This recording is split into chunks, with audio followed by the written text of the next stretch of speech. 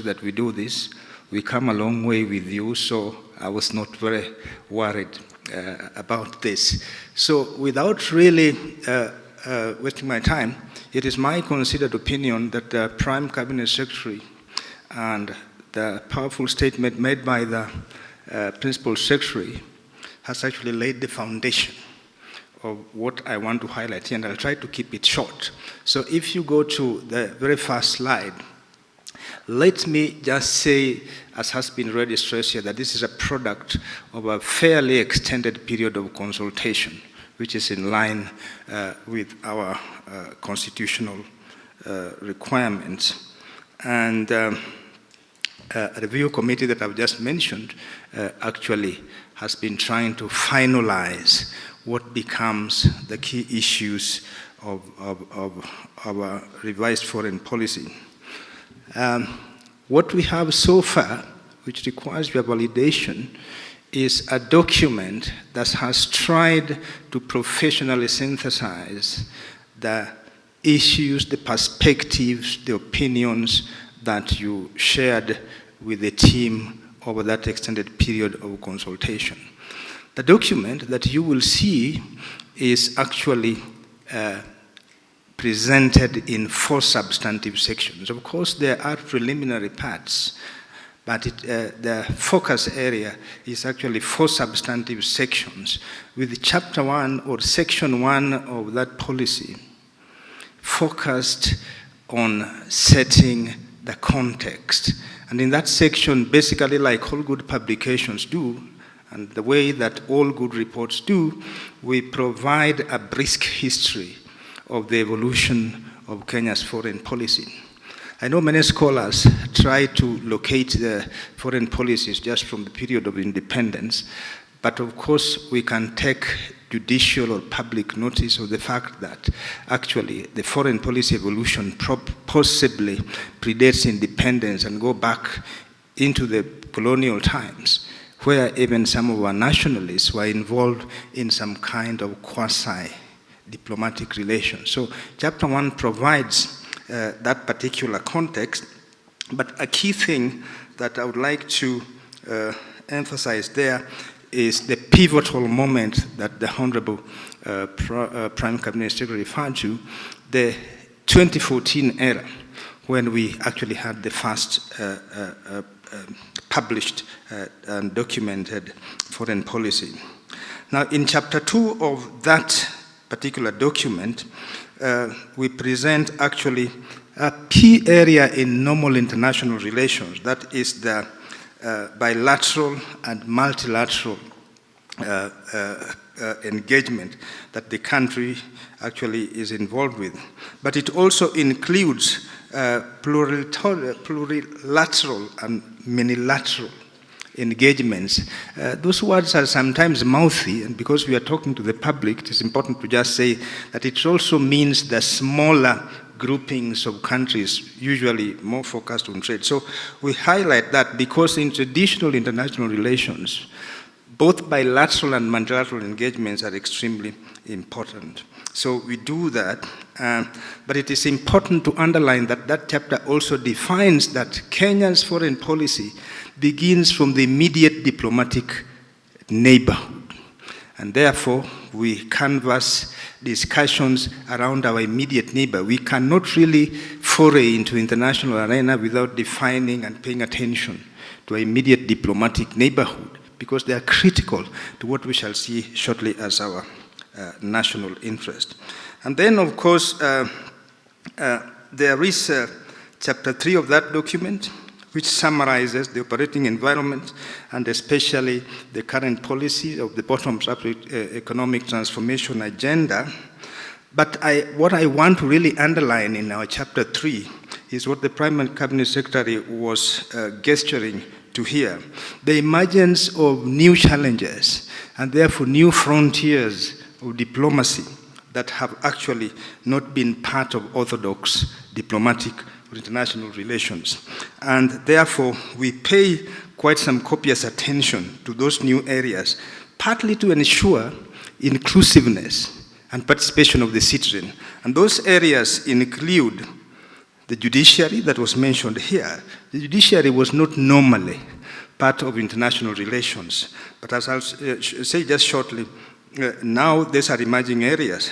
The interface with county governments is becoming an important area of international relations. The private sector, the civil society organizations that have also been mentioned, you cannot just run away from them, and therefore we provide attention that the current foreign policy will actually work with civil society organizations in a way that has never been done before. And last but not least, of course, is media. I'll use media to illustrate in a few minutes. Faith-based organizations. And of course, not to forget women and youth and persons with disabilities. So there's a ferocious attempt to bring on board all segments of our society. Now, in that foreign policy, section 4, or chapter 4, if you like, is the substantive part. And allow me, Prime Cabinet Secretary, just to linger on there for a few minutes, because that is really the heart of the matter, insofar as our desire or our quest for a foreign policy is concerned. Now, just before going into the foreign policy areas, remember that, of course, we have the objectives of Kenya's foreign policy. There are actually 10 objectives to the revised foreign policy. I will not read all of them because some of it, but I have highlighted, if you can see on the screen, I've only pitched 2 or 3. One of the most important objectives of any foreign policy is to protect Kenya's sovereignty and territorial integrity. That's the one I'm highlighting because it's so important. Sovereignty and territorial integrity. In other words, the protection of what in other jurisdictions would be called the homeland.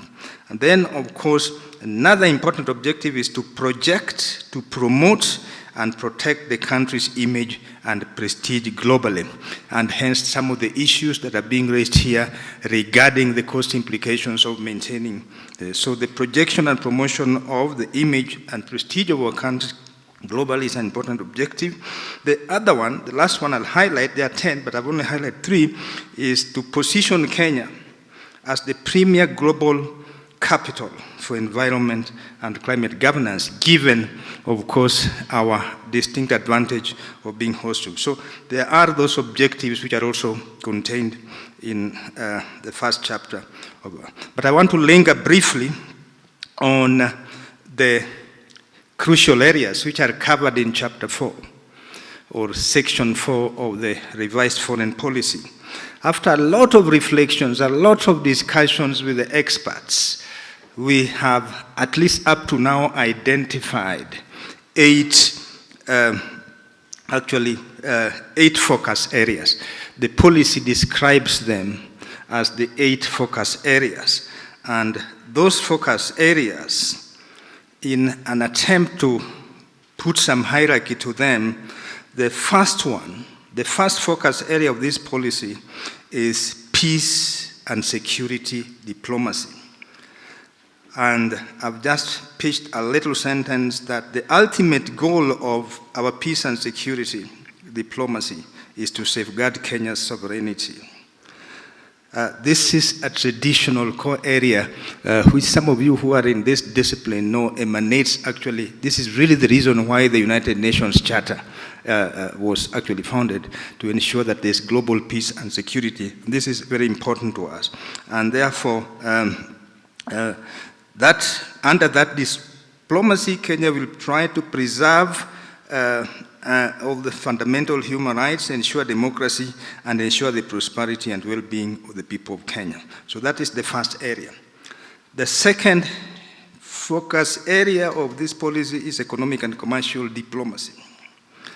And it bears emphasizing, and that is why I've highlighted it in red there, that this is an extremely crucial component of Kenya's foreign policy. And those of you who are in foreign service here know that since 2014, the country's foreign policy started shifting and emphasizing economic diplomacy. I think that is the hallmark of the 2014 achievement. And therefore, this is an extremely important component. Prime Cabinet Secretary has already alluded to the fact that Kenya is a regional financial hub, due to a well-developed and diversified financial sector that is backed by the country's strong banking sector with branches across Kenya. I think a key thing that has been mentioned is also the fact that Kenya hosts the largest World Bank station outside of Washington, D.C. And therefore, under this policy, diplomatic efforts will continue to be deployed to promote and guarantee operations of these critical multilateral and financial institutions. I thought I should emphasize this because perhaps maybe in the past we have not been leveraging enough on institutions such as the World Bank that are here, UNEP and so on. So this is a crucial part of our economic and commercial diplomacy.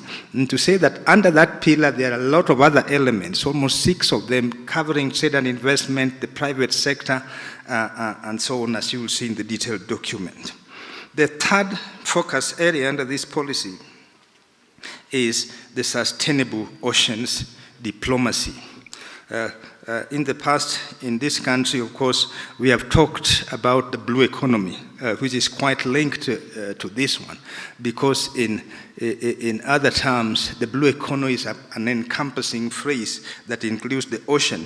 But under this policy, Kenya takes cognizance of the singular importance of its ocean, and therefore the sustainable oceans. And welcome His Excellency the Prime Cabinet Secretary and Cabinet Secretary for Foreign Affairs of the Republic of Kenya to make his remarks. Thank you very much.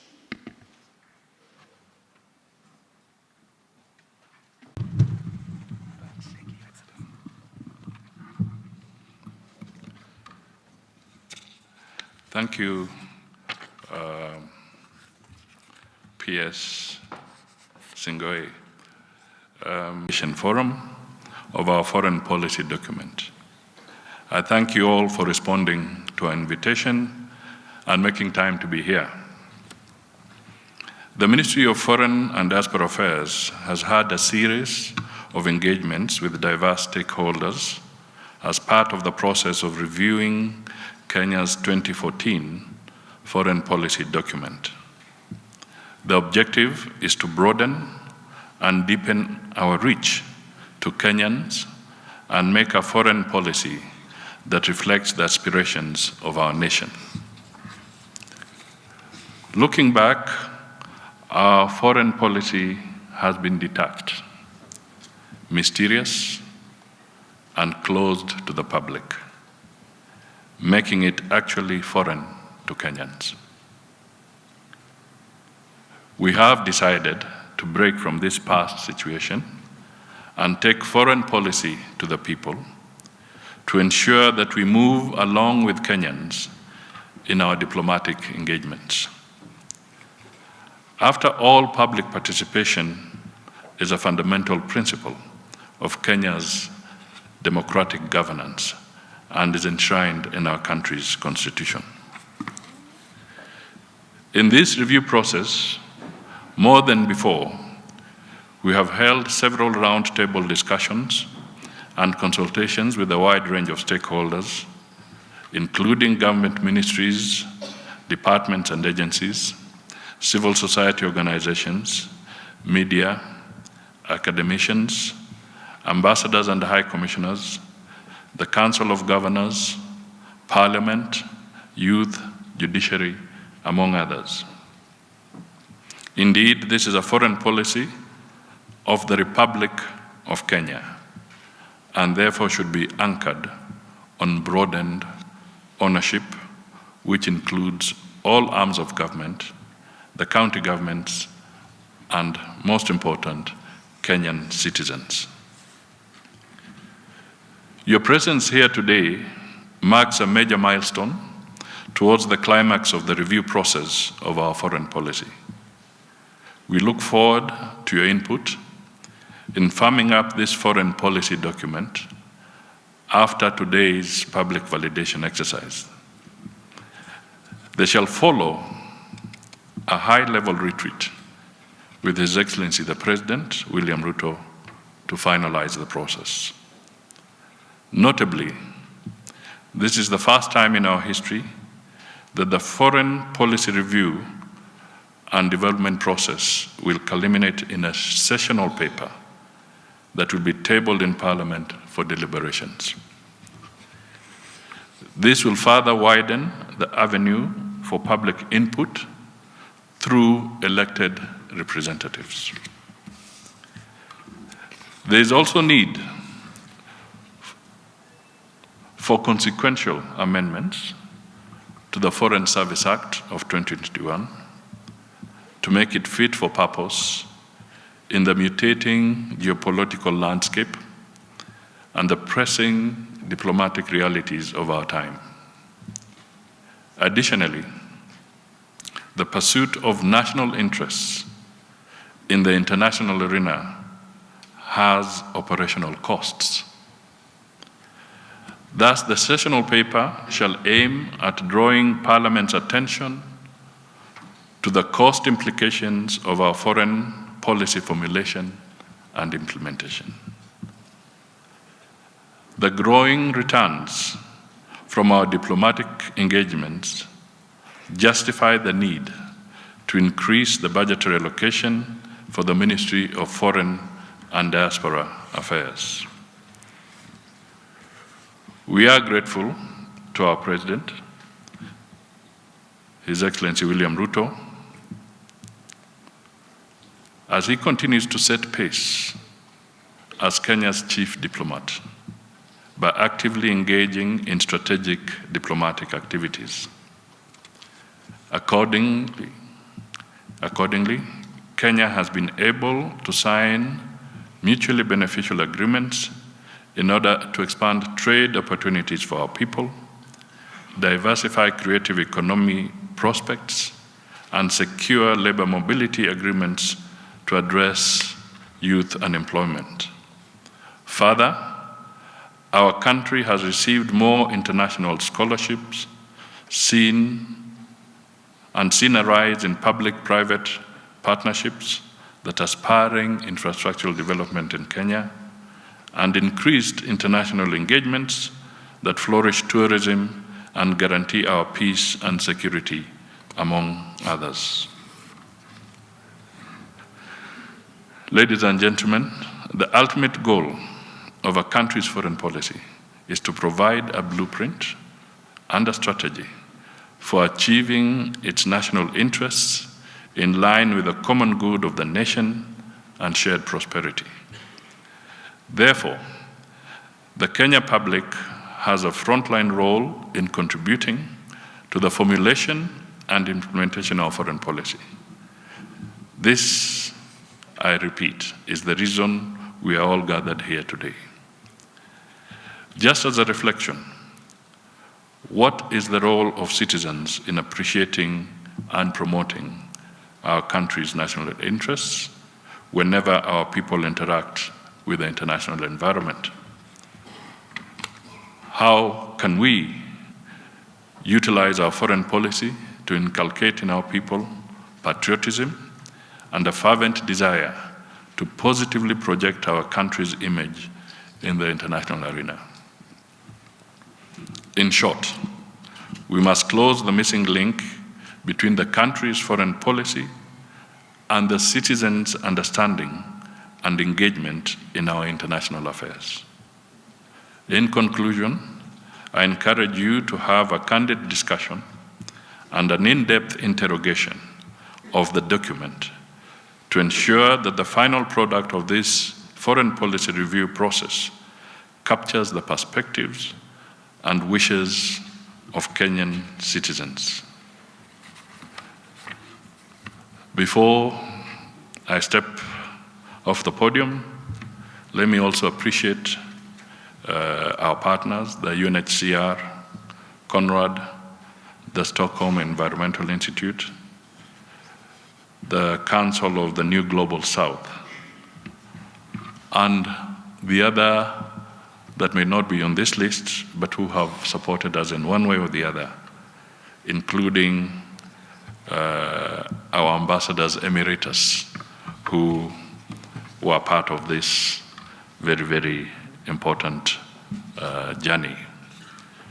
So, here we are.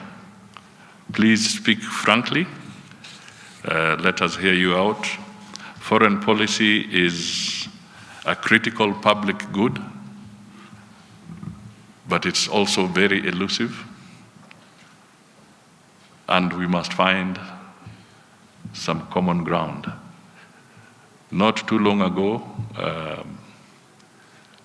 young people in Kenya were asking, why does the President of Kenya make foreign trips?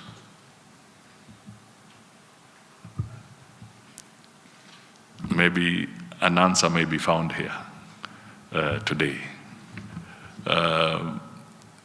We also are facing interesting challenges. I'm a politician, and sometimes you are inclined to try and imagine that your wish or your desire coincides with national good, and sometimes they may be at variance. But there are critical issues that we must deal with. For instance, how can we motivate our foreign service? What can we do to anchor good men and women out there as they work? What is a professional foreign service? Do we play the traditional game of you ignore the career foreign service, trained diplomats, and then fill the foreign service with villagers from Mululu, where I was born? Should we, as a Kenyan people, maybe now decide whether we need to have a ratio of proportionality, so that to what extent do we work with the trained people, and to what extent do we infuse some new blood into a foreign service? This kind of balance, we've never quite talked about it as Kenyans. Perhaps this is an opportunity. I was in Parliament a few weeks ago answering questions, and I'll not name the person, but he's a senator, and he told me, Mr. Minister, can you tell me or assure this House that our diplomatic service reflects the face of Kenya? And can you name a high-level diplomat from my area? I was extremely worried. I was sitting on the edge. Because that is a question we must answer and resolve today. Does our foreign service reflect the face of Kenya?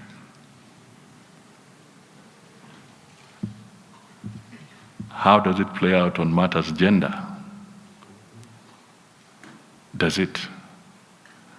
Now, if you want to go forward, how do we build on our consultations and find answers and practices that can be more appropriate for our people? When I talk of the budget that will go as a comment that goes into the sessional paper, what happens when you do not resource a foreign service? Do you compromise a nation? Is the security of a nation under threat? Are the national interests under threat?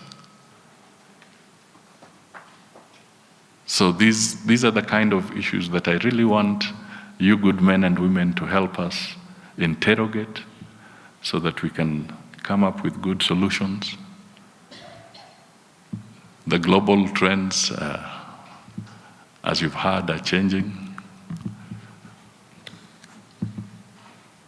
We take pride in Kenya as hosting the UN system here, the largest in the global south. Today, we also take pride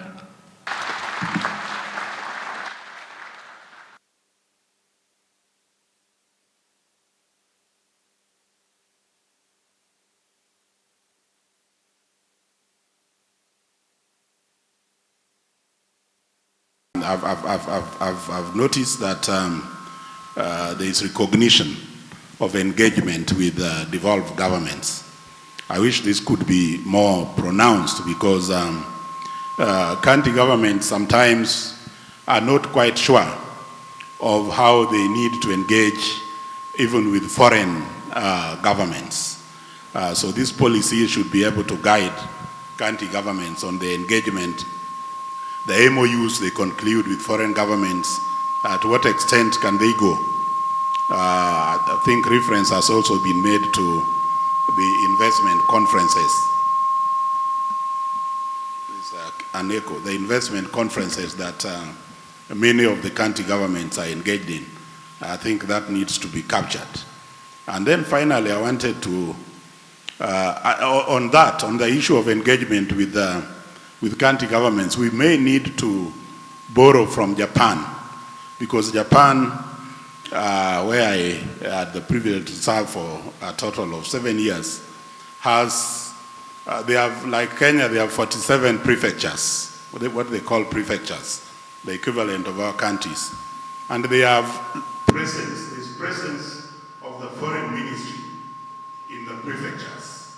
I'm not sure whether it's every prefecture or they have 9 regions, or it is in the regions. I think it is time that the Ministry of Foreign Affairs began to think of how they can be engaged physically. You know, they can have physical presence in the countries, because devolution is one of the principles that is recognized in our constitution. Thank you, thank you. My name is Richard Owade, retired ambassador to the UN in Geneva. I've had the privilege to a level as county attorney of Siaya. And this is the comment I want to make. I appreciate the vastness of the policy, that it covers quite a number of areas.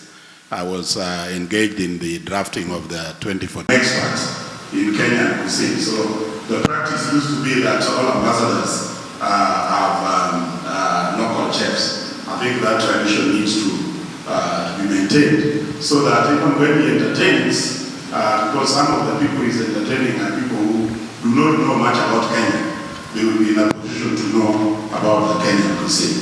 Then finally, I really want to thank the... One of the, I guess, challenges of human rights organizations is the impact that we have when we raise issues about human rights violations domestically and how they play out internationally. And I'm always very conscious personally of the impact that I have whenever I go on to any of these international media houses, and I probably do this 3 times a week.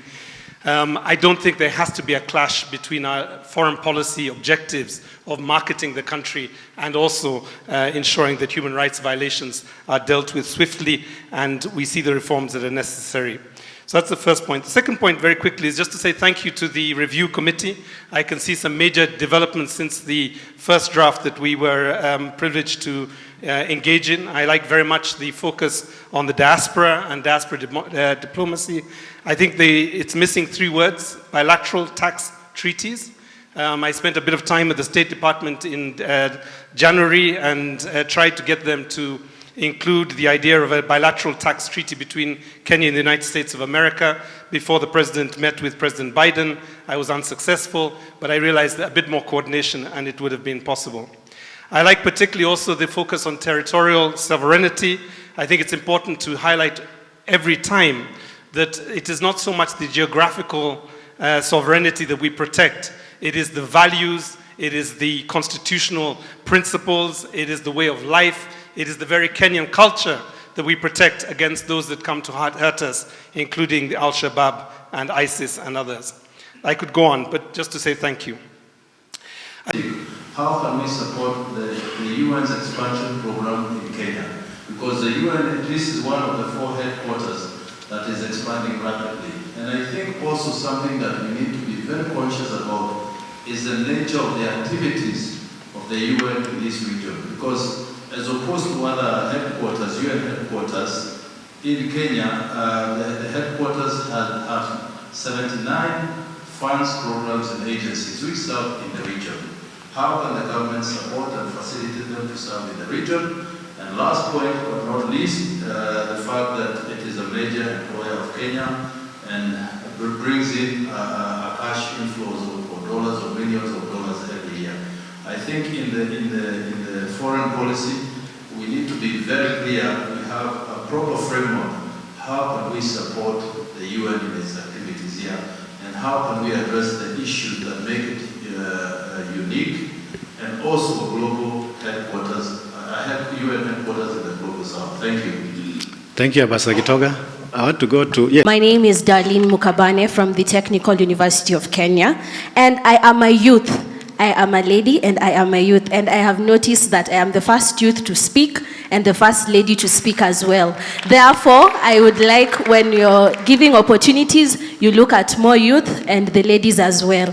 So my first concern is going to be clearly concerning the youth. We have seen during the panel discussions when Dr. Karanja clearly spoke about investment, how the foreign policy will look into investment and will promote the youth to get job opportunities and to create employment for them. However, the youth are just not looking for investment opportunities and also job opportunities. There's so much more that the youth can do. We have seen 8 key aspects in the new foreign policy that the youth can be actively engaged in. What is the role? When one of the partners spoke, said he talked about the role of citizens in implementing and promoting Kenya's foreign policy. So, role of the youth in promoting and implementing Kenya's foreign policy. What can the youth do in the environment? What can the youth do concerning climate change? What can the youth do concerning science, innovation, and technology?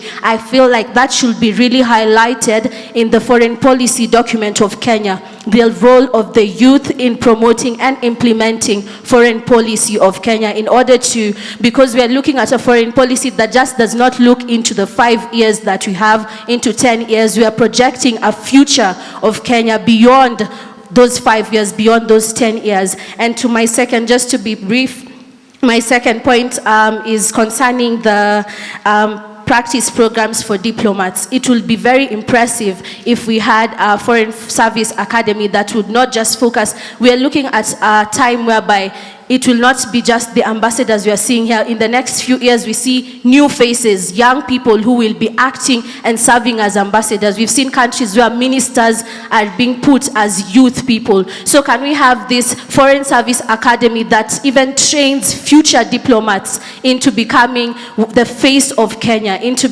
so that they can be ready for Kenya, that in the future, that as we project for the prosperity of Kenya, we train these youth who are interested in issues of international relations, in issues of diplomacy, so that when, as we look into the future, we see a face of a diplomat that has been trained from a young age and gets to understand these issues in a much higher level because of the training that they received. So I'm sure I'm making my point clear without going into details of recent times.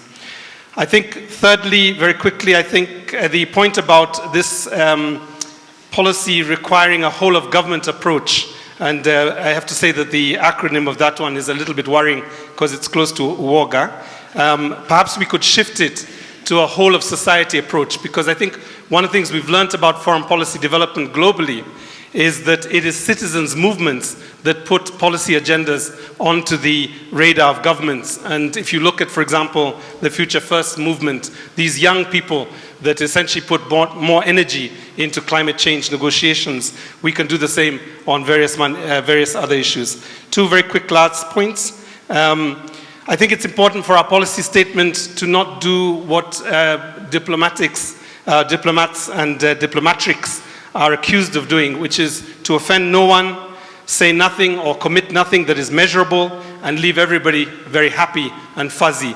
I think it is important in a time of uncertainty to essentially breathe bold imagination into the policies. And one area that I would like to propose for focus is to go beyond the peace and security principle and begin to talk about concrete steps around disarmament, arms control, and the reduction of the use of lethal weapons and also less lethal weapons, the weapons that are now being used against citizens in several countries, probably 25 countries, armored personnel carriers, grenade launchers, water cannons, and tear gas canisters. My last point relates to what's missing in the policy. It would be useful, and I guess this may not be the point at which this would happen, perhaps in the high-level retreat and in the parliamentary conversation, to have some clarity around what are the outcomes that we seek in this policy. What are the assumptions that we are making? We've already spoken about the change in the United States government and what that might have in terms of our focus. And then I think we've talked about budgets, and I think the last one is what new skills do we require our diplomats to have, both those within the state and those outside the states, like myself. Thank you, Irungu. Mr. Minister, when you spoke, I really liked the things that you said, which seemed to me to be off-cuff rather than the speech that you read. And it's as if you are provoking, launching the beginning of the review of this foreign policy, rather than talking at a forum where the draft of the foreign policy is being discussed. I think a lot of the things you said should provoke the work going forward. There's a lot to be done, and they should be incorporated. This is a policy, and a lot of people have talked about the personnel required, the money required, and so on and so forth. It is impossible to estimate the financial needs of a policy. What you need is a strategic plan. What you need is a strategic implementation framework that creates a time frame which you can then say that within so many years, this is what we're going to do, and this is how much it's going to cost, this is how much personnel is going to be needed, and so on and so forth. We're talking about the outgoing policy of 2014, and I have not heard anything about whether that policy succeeded or failed.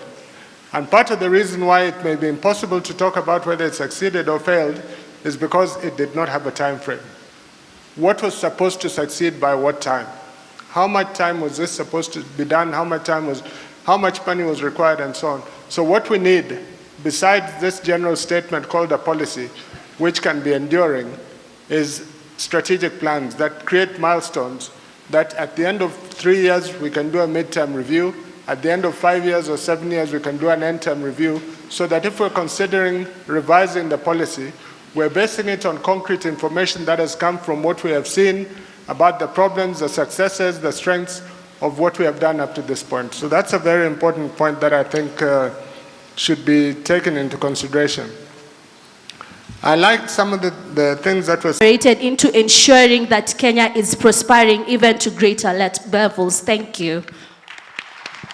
There are very specific things like what Prof. there said about the presidential party on economic policy and so on, that we need to carry those things into the policy so that our foreign policy is in tandem with what the president of the moment wants. If another president comes in and changes things, then it might be time to review the policy at that point. Having said that, I thought there are too many objectives and there are too many focus areas. And particularly the focus areas, I thought there was a lot of duplication.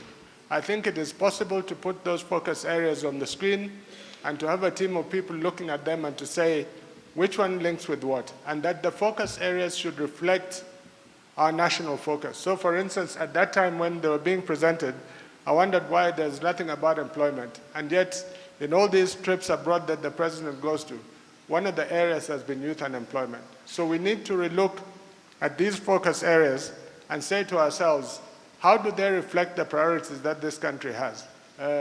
Somebody mentioned agriculture, for instance, is not mentioned. There's a lot of things. The informal sector is not mentioned. There are a lot of things that need to be incorporated to improve the focus of the policy on the national priorities. Two concluding remarks. I hope that we can use this policy to be clear about whether there's a difference between what is national and what is public. Article 1 of the Constitution says that sovereignty belongs to the people, and the people delegate to certain individuals and institutions to deliver that sovereignty. If that is the case, then there cannot be a distinction between what is public and what is national. Those two things are the same, because both of them are supposed to serve sovereignty of the people. I'm a student leader at Tharaka University, and I'm here at a capacity of youth, because as far as foreign affairs is concerned, most of the youths are the one who are more go outside to look for jobs. And I'd like to ask this question here, that what measures are being taken to promote, how is the government addressing the needs and challenges of Kenyans who have been victims of discrimination and exploitation abroad? The second one, what specific program or initiative are in place to support Kenyan nationals living abroad, particularly areas like healthcare, education, and legal assistance? What steps is the ministry taking to ensure better coordination between Kenyan embassies and the diaspora community? Why am I talking about this one? Recently, we have cases that many of the Kenyans who are living abroad have cases that interferes with them being there outside. So, and we have seen that many of the cases, many are crying, posting themselves in TikToks, social medias, but the government is not doing anything. Especially like the youths who are in areas like Qatar, Saudi Arabia. So what are the measures that you are taking? And these cases are becoming rampant and rampant every day. Now we are reviewing about that process. And you have not elaborated very well on that part. The second thing, those students who are abroad studying, we have some of them having issues. For example, those who went to Finland, whereby the main stakeholder of that corruption was the Senator Mandago, who appeared that made the students suffer there. The same person is being given a chance to review about the issues of Moi University. So let's not transfer issues from one place to another. As the PCS is here, please, those, as you review this matter, can you consider those students who are outside? Let's not make them to be a burden to other country, while here we have a ministry which can help them. Thank you. Thank you, Samuel. And which can be quite reckless, and I won't mention things specifically, but we need to constantly remember that whatever we are saying as a country carries abroad. We may be saying it in forums where we're joking about mambo ni matatu and so on. We need to remember that. Please conclude. Yeah, that statements like that have an impact on the image that we're presenting abroad. Thank you very much. All right, so I have to request that nua utamaduni wetu, utambulisho wetu katika ulingo wa kimataifa. Pia tutakuwa tukiongezea nafasi za wale vijana wadogo ama wachanga wanaosoma Kiswahili hapa na wana kazi, wanaweza kuenda kule nje ya Kenya kufanya kazi za ukalimani na tafsiri kule. Na kwa njia hiyo tunainua uchumi wa Kenya. Jambo jingine ni kwamba pia tunaweza kujiinua sisi kama wazungumzaji wa lugha asilia na sanifu ya Kiswahili kwa kuvutia wale watu wengine kutoka mataifa mengine wanaotaka kusoma Kiswahili, badala waende katika nchi zingine za Afrika Mashariki, waje hapa Kenya, walimu wa hapa wawafundishe Kiswahili ili wale walimu wapate ajira, na kwa njia hiyo tunainua hadhi ya Kenya katika ulingo wa kimataifa. Nashukuru sana.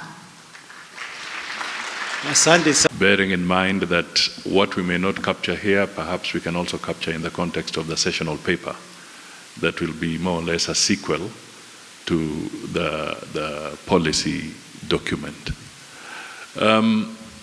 Now, I was listening to the young man who talked about the universities and admissions and so forth. Then I listened to Irungu, and perhaps I can sum it up in one one word: integrity. What is the integrity of our foreign policy at the end of the day? We should not shy away from actually saying that we also want to pursue a corruption-free foreign policy. I think just listening in all this, maybe that's the first time that word is being uttered in this forum, just the word corruption. So it would be useful for the Secretariat, as we capture this, the whole issue of the integrity of our foreign policy and what we do, what we stand for. Let's articulate it properly. Let us make sure that people know we are not for money laundering. We are not for human trafficking. Let us be very deliberate on stating certain aspects that are critical. We may take it for granted, but that's different. The other thing that I would really want to also point out is that you have also provoked us the whole issue around funding and financing.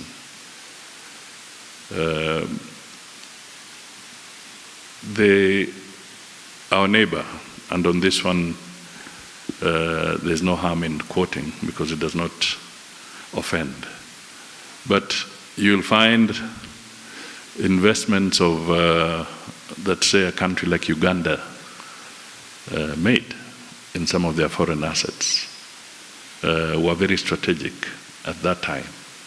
Of course, to attempt to do that today is very expensive, but for some good reason, Uganda was able to buy many years ago a very strategic building in the UK around Trafalgar Square. They were able to invest in a very strategic building in New York, not too far from the UN headquarters. And some of these have become critical sources of revenue in funding some of their programs. So, as we broadly look at some of our issues going into the future, we will also have to figure out how does Kenya realize the full value and potential of its foreign assets. It may not be something we can answer in this forum, but perhaps as you submit some recommendations to us, give it some thought so that we can see how we can realize the value that the Kenyan taxpayer has invested in some of those countries. Because there are Kenyan assets out there. What can we do to realize full value and make sure that they benefit the people of Kenya? The concluding remark is that